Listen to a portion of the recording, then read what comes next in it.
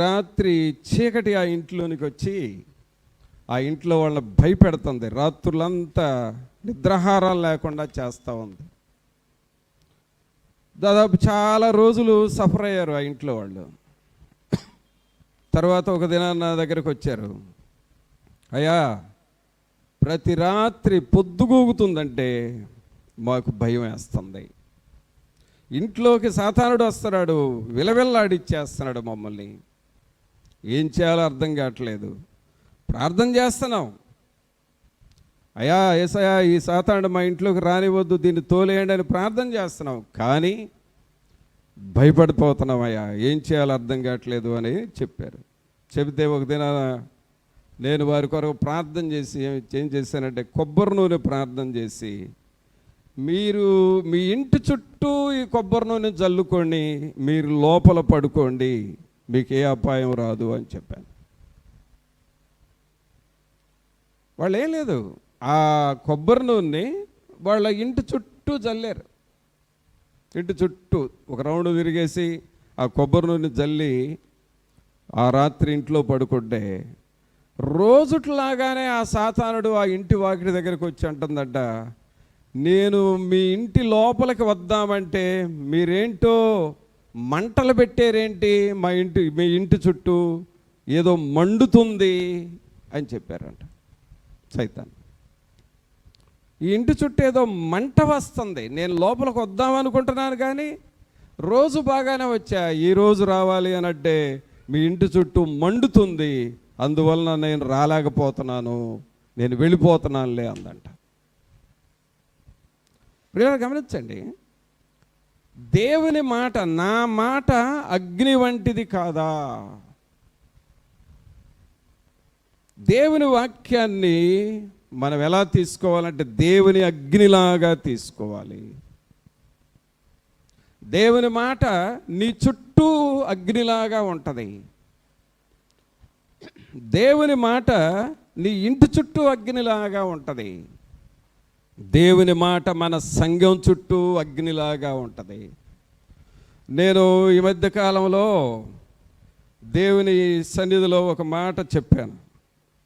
ఏం చెప్పానంటే, ఇక్కడ ఒక నోట్స్ పెట్టాను, మీ కుటుంబాల పేర్లు ఈ నోట్స్లో రాయండి, మీ కుటుంబాల కొరకు దినదినము ప్రార్థన జరుగుతూ ఉంటుంది, నేను వచ్చినప్పుడు ప్రార్థన చేస్తాను, అలాగే మీ కుటుంబాల కొరకు. అలాగే ఇక్కడ మరి గురువారం శనివారం ప్రత్యేక ప్రార్థనలు పెట్టాము, అప్పుడు ప్రార్థనలు చేస్తాం. ఇది మీ కుటుంబాలకు క్షేమముగా ఉంటుంది అని చెప్పినప్పుడు ఇదిగో చాలామంది మీ యొక్క కుటుంబాల పేర్లు రాశారు. ఏమవుతుందో తెలుసా, నా జీవితంలో నా అనుభవంలో నేను చూసింది ఏంటంటే, ఇలాగూ వీరి కుటుంబాల కొరకు మనము దేవుని సన్నిధిలో మొరపెడుతూ ఉన్నప్పుడు, ప్రార్థన చేసినప్పుడు ఈ ప్రార్థన నీ ఇంటి చుట్టూ అగ్నిలాగా మారిపోతుంది. ఆమేన్. ఇలాగూ మీ కుటుంబాల కొరకు ప్రార్థన జరుగుతూ ఉన్నప్పుడు మీ పిల్లల చుట్టూ త్రుటిలో జరిగే ప్రమాదాలని దేవుడు తప్పిస్తాడు. అదే అగ్ని. మీ కుటుంబాలని సాతానుడు శోధించాలని ప్రయత్నం చేస్తున్నప్పుడు ఇక్కడ ప్రార్థన అగ్నిలాగా మండుతుంది కాబట్టి మీ కుటుంబాల చుట్టూ దేవుని కాపుదల ఉంటుంది. నా మాట అగ్ని వంటిది అని అంటే అదే అర్థం. కావున ప్రభువురా, దేవుని వాక్యము, దేవుని మాటలు, దేవుని వాక్యము నీ చుట్టూ అగ్నిలాగా ఉంటుంది. మరి ఈ మాటలను హృదయంలోకి చేర్చుకుంటున్నావా? అదే ఎలీషా తన సేవకుడికి ప్రార్థన చేస్తున్నాడు, ప్రభా వీడికి మీరిచ్చిన భౌతికమైన కళ్ళు ఉన్నాయి కానీ ఆత్మ కళ్ళు లేవు ప్రభువా. నేనైతే మా దేశము చుట్టూ ఉన్న అగ్ని రథాలను చూస్తున్నాను, వీడైతే సిరియా దేశం యొక్క సైన్యాన్ని చూస్తున్నాడు, కాబట్టి వీడి కళ్ళు తెరువము, ఇతని కళ్ళు తెరువము. ప్రియరా, సాతానుడు ఏదో చేయాలని చూస్తాడు. మరి ముఖ్యంగా ఇలాగ మనం మందిరాలు కట్టినప్పుడు, అలాగే దేవుని వాక్యం ప్రకటిస్తున్నప్పుడు, అనేకుల రక్షణ కొరకు ప్రార్థనలు చేస్తున్నప్పుడు, అనేక వందల మందిని దేవుని యొద్దకు నడిపిస్తూ ఉన్నప్పుడు, ఇవన్నీ కూడా సాతానుడికి చర్చరలాడుతూ ఉంటాయి. ఎంతమంది నా చేతిలో ఉంటే వీళ్ళందరినీ లాగి నువ్వు దేవుని వైపు త్రిప్పుతున్నావా అని సాతానుడికి చర్చరలాడుతూ ఉంటుంది. వాడు ఏదో చేయాలని చూస్తాడు, కానీ దేవుని అగ్ని మన చుట్టూ ఉంటుంది. ఆయన అగ్ని నీ కుటుంబము చుట్టూ, ఆయన అగ్ని నీ ప్రాణము చుట్టూ ఉంటుంది. మన ప్రాణము దేవుడు తన జీవపు మూటలో దాచిపెడతాడు.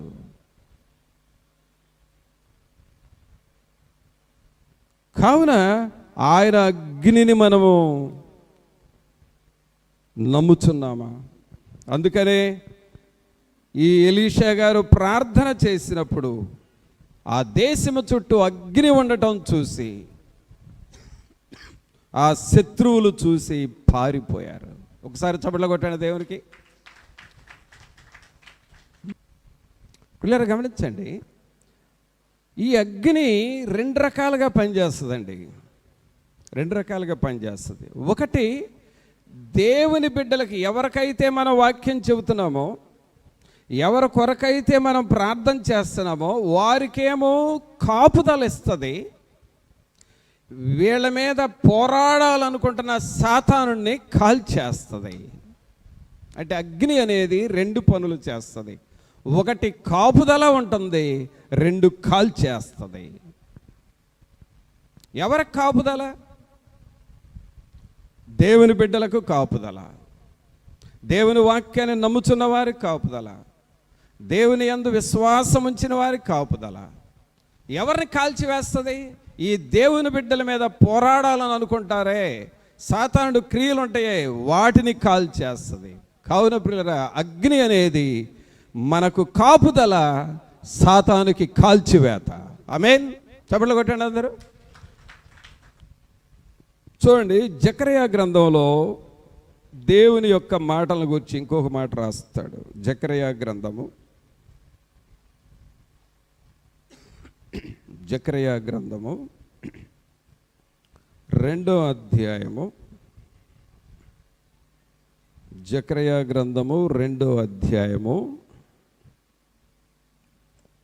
5వ వచనం చదవండి దయచేసి. నేను దాని చుట్టూ అగ్ని ప్రాకారముగా ఉందును. ఈ మాట అందరూ పెద్దగా చదువుతారా? దొరికిందా అసలు జకర్యా? జకర్యా దొరికాడా దొరకలేదా? జకయ్య కాదు, జకర్యా. జకర్యా గ్రంథము 2వ అధ్యాయము 5వ వచనం. నేను దాని చుట్టూ అగ్ని ప్రాకారముగా ఉందును. నేను దాని మధ్యను నివాసినై మహిమకు కారణముగా ఉందును. ఇదే యెహోవా వాక్కు. మరొకసారి విడివిడిగా చదువుదామండి ఈ సెంటెన్స్. దేవుడు ఏమంటున్నాడు? నేను దాని చుట్టూ అగ్ని ప్రాకారముగా ఉందును. నేను అంటే ఎవరు? దేవుడు. దాని చుట్టూ అంటే ఎవరు? అంటే అక్కడ ఇశ్రాయేలు దేశం చుట్టూ, అక్కడ మన పేరు పెట్టుకొని నా దేవుడు నా చుట్టూ అగ్ని ప్రాకారముగా ఉండును. అందరు చెప్పండి అన్నమాట. మీ కుడి చేయి పైకి లేపి, నా దేవుడు నా చుట్టూ అగ్ని ప్రాకారముగా ఉండును. ఆమేన్. ఒక్కసారి మీరు నా చుట్టూ నా దేవుడు అగ్నిలాగా ఉన్నాడు అని అనుకోండి. నా చుట్టూ నా దేవుడు అగ్నిలాగా ఉన్నాడు. ఆమేన్. ఎలాంటి ధైర్యం వస్తుంది?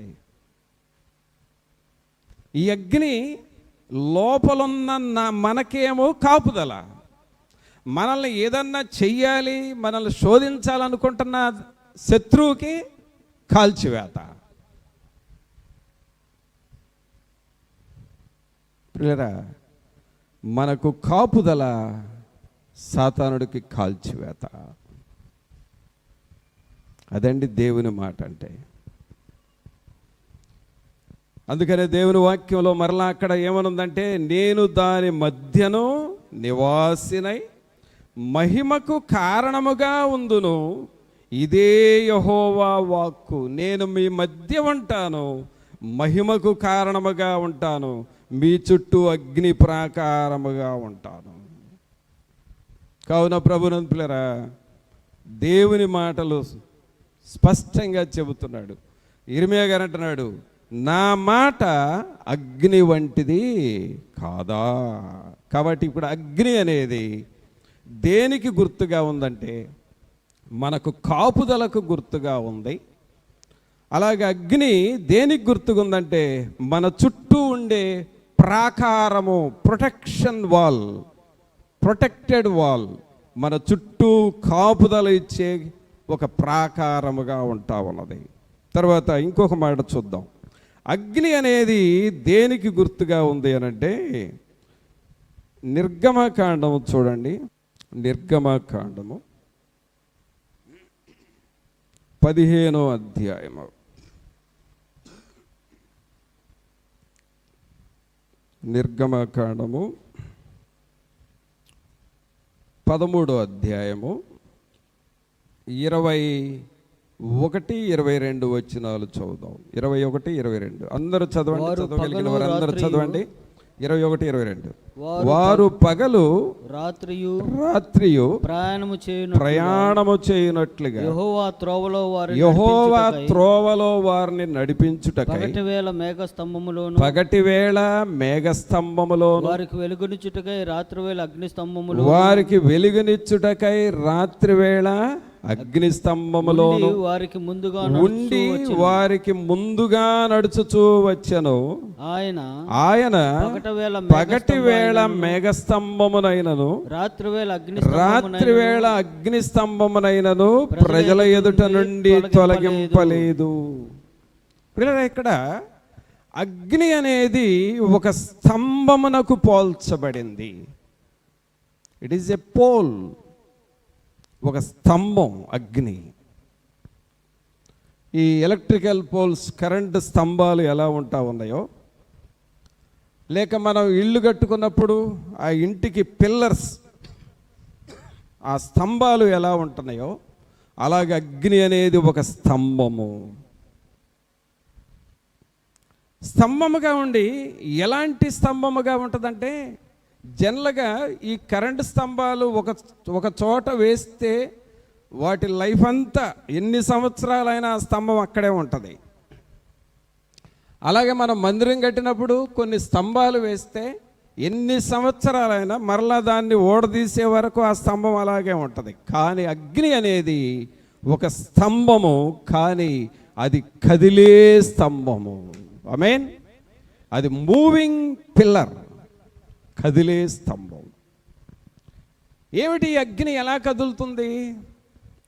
తన ప్రజలైన ఇశ్రాయేలీయులు అరణ్యములో రాత్రులు నడిచిపోతా ఉన్నప్పుడు, దారి లేదు, వెలుతురు లేదు అనుకున్న టైంలో ఈ అగ్ని వారికి దారి చూపించింది. ఈ అగ్ని వారికి మార్గము చూపించింది. ఐగుప్తు దేశములో నుండి బయలుదేరి కానాను దేశం వరకు 40 సంవత్సరాలు పడితే 40 సంవత్సరాలు ఈ అగ్ని వారిని నడిపిస్తూ వచ్చింది. మూవింగ్ పిల్లర్, కదిలే స్తంభం. ప్రభువుని పిల్లరా, ఈ దేవుని అగ్ని మనల్ని ఏం చేస్తుందంటే, నీ జీవితాన్ని చక్కగా నడిపిస్తూ ఉంటాడు. ఈ దేవుని అగ్ని అనే స్తంభం నిన్ను శ్రమల్లో నడిపిస్తాడు, నిన్ను శోధనలో నడిపిస్తాడు, నిన్ను బాధల్లో నడిపిస్తాడు, నీకు రోగాలు వచ్చినప్పుడు నడిపిస్తాడు, నీకు చీకటి ప్రభావం ఉన్నప్పుడు నడిపిస్తాడు. ఆయన నిన్ను ఎప్పటికప్పుడు నడిపిస్తూ ఉంటాడు. దేవుని అగ్ని ఒక స్తంభముగా నీకు ఇచ్చాడు. ఈ అగ్ని నిన్ను నడిపిస్తూ ఉంటాడు. నువ్వు శ్రమల్లో ఉన్నావా? నిన్ను నడిపిస్తాడు. నీవు బలహీనతలో ఉన్నావా, నిన్ను నడిపిస్తాడు. నా పక్షంగా ఎవరో లేరు, నేను ఒంటరిదాన్ని అయిపోయాను అనుకున్నావా, ఆయన నిన్ను నడిపిస్తాడు. ఏమి చేయాలో దిక్కుతోచని స్థితిలో ఉన్నావా, ఆయన నిన్ను బలపరుస్తాడు, నడిపిస్తాడు. ఆయన ఒక అగ్నిలాగా నీ ముందు ఉన్నాడు. ఆయన ఒక అగ్ని స్తంభం, ఫైర్ పిల్లర్,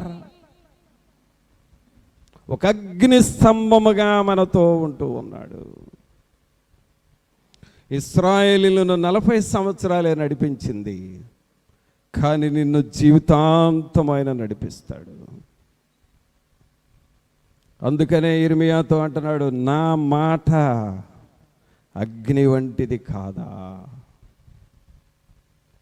నా జీవితంలో ఏ శోధన వచ్చినా, ఏ శ్రమ వచ్చినా, ఎలాంటి సాతానుడు కల్పించే పరిస్థితులు ఎన్ని వచ్చినా, ఈ అగ్ని స్తంభమే నాకు తోడుగా ఉండి నడిపిస్తూ ఉన్నాడు.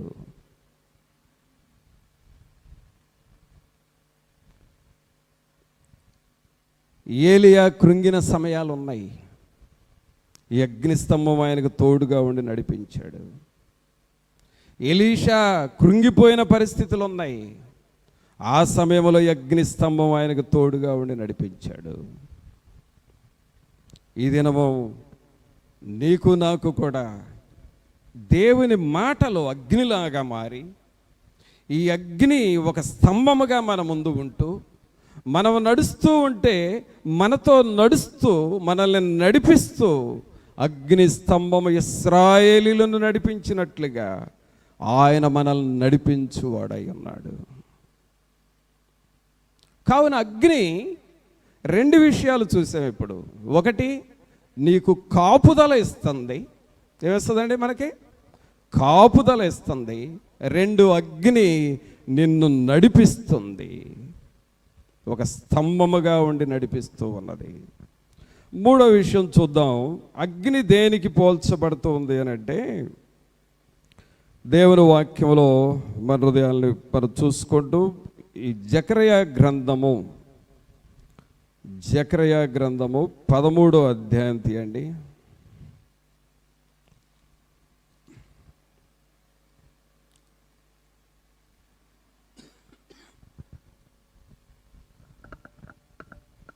జకర్యా గ్రంథము 13వ అధ్యాయము 9వ వచనం చదువుదాం.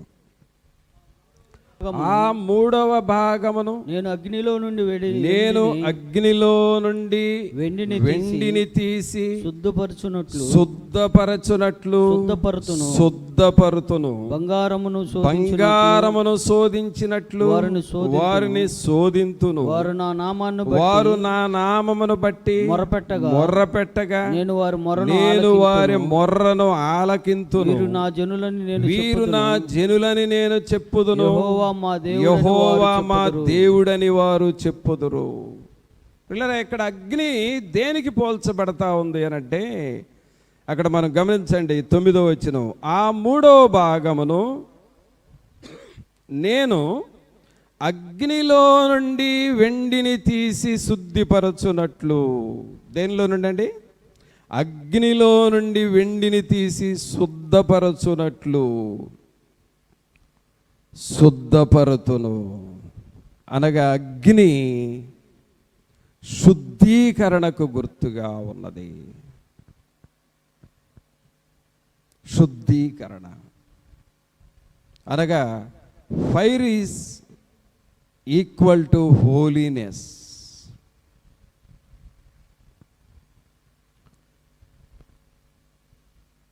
Fire is equal to purification. అగ్ని నిన్ను పరిశుద్ధపరుస్తుంది. అగ్ని నిన్ను పవిత్రపరుస్తుంది. అగ్ని నిన్ను శుద్ధీకరిస్తుంది. అగ్ని నీలో ఉన్న పాప మాలిన్యమును తొలగించి పరిశుద్ధతను ఇస్తా ఉంది. ఈ అగ్ని ఏం అగ్నిది? దేవుని అగ్ని, దేవుని వాక్యమనే అగ్ని, ఈ అగ్ని నీలోనికి వచ్చినప్పుడు ఆ యెరూషలేము నుండి ఎమ్మాయి అనే గ్రామానికి వెళుతూ ఉంటే ఇద్దరు వ్యక్తులు యేసు ప్రభు సమాధిలో నుండి తిరిగి లేచినాడు అన్న సంగతి మాట్లాడుకుంటా వెళుతున్నారు. అదే సమయానికి ప్రభు యేసయ్య వారితో జాయిన్ అయ్యాడు. వాళ్ళు మాట్లాడుకున్నది వింటూ వింటూ వింటూ మాటలు కలిపి మూడో వ్యక్తిగా ఇద్దరితో కలిసి మాట్లాడుతూ ఉన్నారు. ఆ తర్వాత ప్రజలు అనుభవించిన అనుభవం ఏంటంటే, ఆయన మాట్లాడుతూ ఉన్నప్పుడు మన హృదయాలు మండినవి కదా అని అన్నారు. సోదరుడా సోదరి, ఈ మెసేజ్ వింటున్న నీ హృదయము మండుతుంది. దేవుని వాక్యము నిన్ను మండిస్తుంది. దేవుని వాక్యము నీ కోరికలను మారుస్తుంది. దేవుని వాక్యము దేవుని కొరకు జీవించాలనే ఆ ప్రేరేపణ నీకు ఇస్తూ ఉంటుంది. అదే నీ హృదయం మండటం అంటే.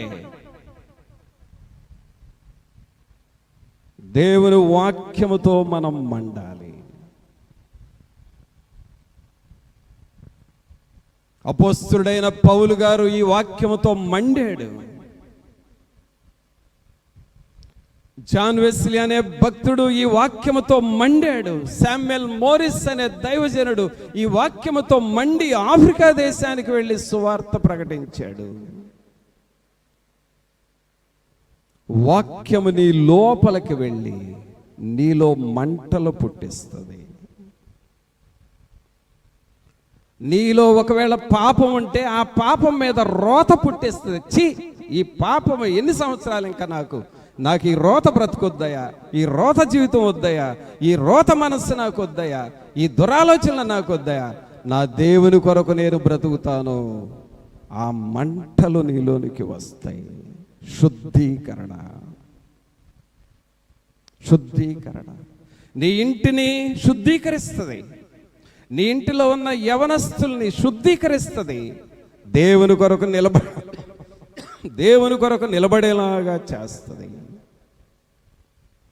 ఆ మంటలు మన జీవితంలో ఎప్పుడైతే వస్తాయో దేవుని కార్యాలు మన జీవితంలో చూస్తాం.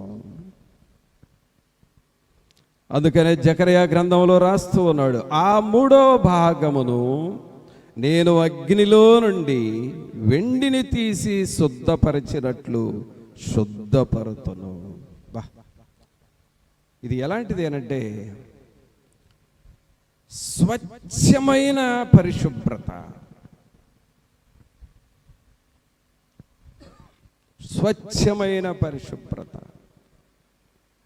ఇక మలినం అనేది ఏ కొంచెము కూడా లేకుండా నిన్ను అన్ని రీతులుగా శుద్ధీకరిస్తాడు. దేవుని వాక్యము అలాంటి శుద్ధీకరణ మనలో చేస్తాడు. అందుకనే జకర్యా ద్వారా మాట్లాడుతూ ఉన్నాడు, వెండిని తీసి శుద్ధపరిచినట్లు శుద్ధపరుతును, బంగారమును శోధించినట్లు వారిని శోధింతును. వారు నా నామమును బట్టి మొర్ర పెట్టగా నేను వారి మొర్రను ఆలకింతును. వీరు నా జనులని నేను చెప్పుదును, యెహోవా మా దేవుడని వారు చెప్పుదురు.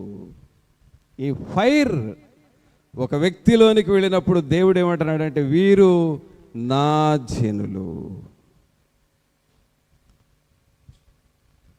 వీరు నా ప్రజలు, వీరి పాపాలు క్షమించాను, వీరి జీవితాలను మార్చాను, వీరిని నా బిడ్డలుగా చేసుకుంటున్నాను, పరలోక మార్గములో ఈ ప్రజల్ని నడిపించుకుంటూ ఉన్నాను, వీరు నా జనులు. ఈ వాక్యము ప్రియులరా అగ్నిలాగా మన మధ్యకు వచ్చి మనలను శుద్ధీకరించి చివరికి మనలను తన బిడ్డలుగా మార్చుకుంటూ ఉన్నాడు. ఆమేన్. ఎవరం అయిపోయాం ఇప్పుడు? మనము దేవుని పిల్లలం అయిపోయాము. చప్పట్లు కొడతారు ఒకసారి మనందరం. ఎవరి పిల్లలుగా మారిపోయాము? దేవుని పిల్లలుగా మారిపోయాము. ఎలాగూ మారామయ్యానంటే, దేవుని మాట అగ్ని వంటిది. ఆ అగ్ని నిన్ను శుద్ధీకరించింది, నిన్ను శుద్ధీకరించి పరిశుభ్రంగా చేసింది, పరిశుద్ధముగా మారిపోయావు. ఇప్పుడు నువ్వు పరిశుద్ధుడు అయ్యావు కాబట్టి దేవుని బిడ్డగా మారిపోయావు. ఇప్పుడు ప్రభు అంటున్నాడు, వీరు నా జనులు. కావున ఇక్కడ మూడో విషయంగా మనం చూస్తున్నాం, మనల్ని పరిశుద్ధపరిచి మనము దేవుని జనులుగా మారిపోయాం. ఆమేన్. కాబట్టి ఇప్పుడు అగ్ని ఏమేం చేసింది? ఇర్మీయా ఏమంటున్నాడు? నా మాట అగ్ని వంటిది కాదా? దేవుని మాటలు అగ్ని మనకేం చేస్తుంది? మొట్టమొదట ఏమన్నావు? ఒకటి, కాపుదల ఇచ్చింది. రెండు, అగ్ని మనల్ని ఏం చేస్తూ ఉంది? నడిపిస్తూ ఉన్నాడు. మూడు, అగ్ని మనల్ని ఏం చేసిందంటే పరిశుద్ధపరిచి దేవుని బిడ్డలుగా మార్చేశాడు. ఆమేన్. అయితే ఇంకా దేవుని యొక్క అగ్ని మనకి ఏం చేస్తుందో చూద్దాం. మరొక విషయం చూద్దాం. దేవుని అగ్ని మనకి ఏం చేస్తుందంటే నిర్గమకాండము 40వ అధ్యాయం తీయండి. నిర్గమకాండము 40వ అధ్యాయము 34వ వచనం చూద్దాం. 34, 35 వచనాలు. అప్పుడు మేఘము ప్రత్యక్షపు గుడారమును కమ్మగా యెహోవా తేజస్సు మందిరమును నింపెను. ఆ మేఘము మందిరం మీద నిలుచుట చేత మందిరము యెహోవా తేజస్సుతో నిండెను గనుక మోషే ప్రత్యక్షపు గుడారము లోనికి వెళ్ళలేకుండెను. పిల్లరా, ఇక్కడ అగ్ని దేనిగా వస్తూ ఉందంటే మేఘముగా వస్తూ ఉన్నది.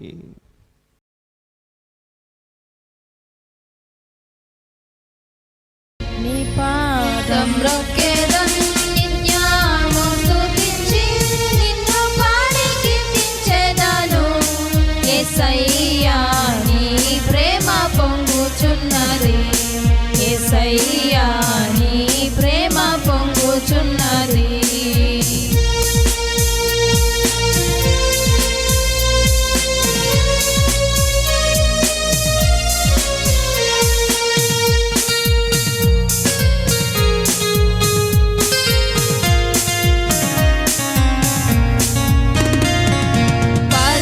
పరిశుద్ధమైన పరవశమే పరమా యేసుని కృపవరమే. పరిశుద్ధమైన పరవశమే పరమా యేసుని కృపవరమే. వెదకి నన్ను కనుగొంటివి, పాడుటకు పటనిచ్చితివి. నన్ను కనుగొంటివి, పాడుటకు పటనిచ్చితివి. నీ పాదం రొక్కెదన్ నిత్యము స్తుతించి నిన్ను పాడి కీర్తించెదను.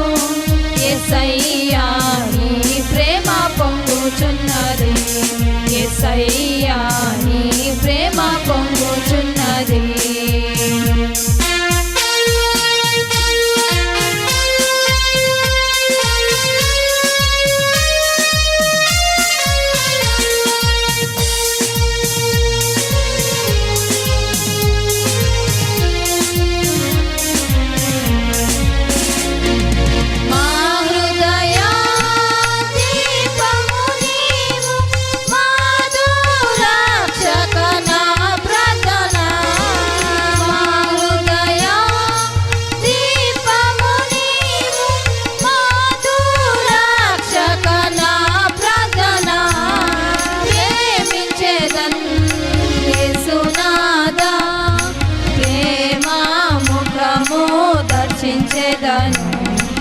ప్రేమించెదన్ యేసునాదా, ప్రేమ ముఖము దర్శించెదము.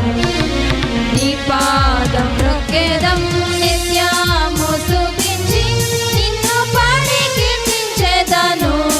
యేసయ్యా నీ ప్రేమ పొంగుచున్నది, యేసయ్యా